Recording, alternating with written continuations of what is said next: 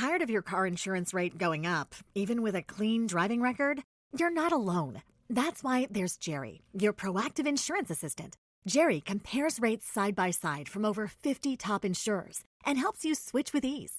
Jerry even tracks market rates and alerts you when it's best to shop. No spam calls, no hidden fees. Drivers who save with Jerry could save over $1,300 a year. Switch with confidence. Download the Jerry app or visit jerry.ai/Libsyn today. That's JERRY.ai/LIBSYN.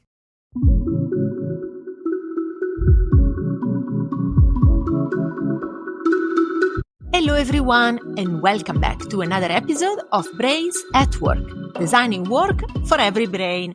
I'm Carla, your host. I work with people and organizations to change the way we work one neuron at a time. And today we are going to destroy another urban myth. Aren't we all a little bit neurodivergent? No. And I could finish the episode like that. But because I'm kind, I'm going to explain you why. Okay? Perfect. So what we have to understand is that we cannot be all a bit neurodivergent. In the same way, we cannot be all a little bit pregnant. It's a binary type of thing. Either is yes or is no.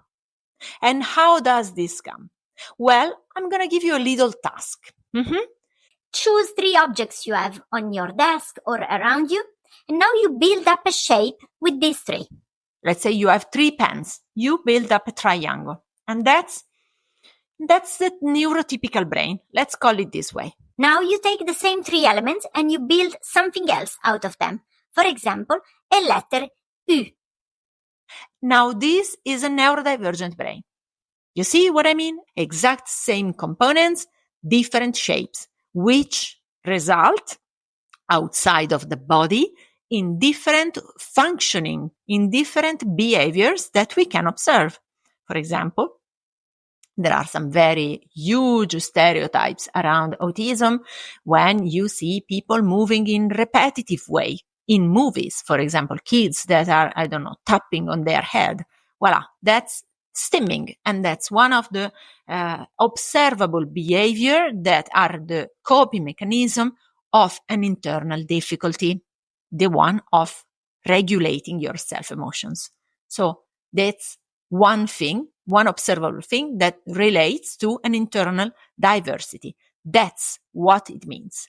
Now that you have understood how things come together, you also have, you should have clear in your mind that no, we cannot be all a little bit divergent. I'm going to give you the benefit of the doubt, all right? I think that when you say out loud something like that, what you really mean is that you are also in troubles sometimes for the same things that a neurodivergent struggles with.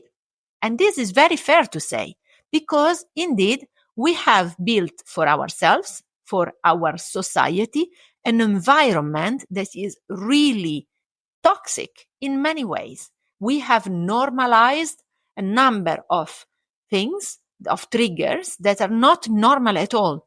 Living under speed, living under constant stress, this floods cortisol in our system, and the result of so much cortisol is being defensive, being tense, a failure of the immune systems that leads to more sickness. It's a disruption in our attention, is the inability to focus on one task at the time.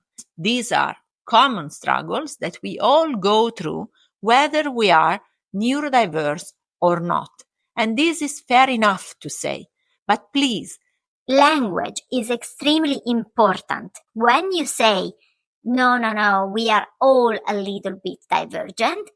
First, this is banalizing the reality of someone else who is effectively struggling with those things, and not one struggle at the time, like you may experience, but multiple struggles at the time, which makes their life barely possible.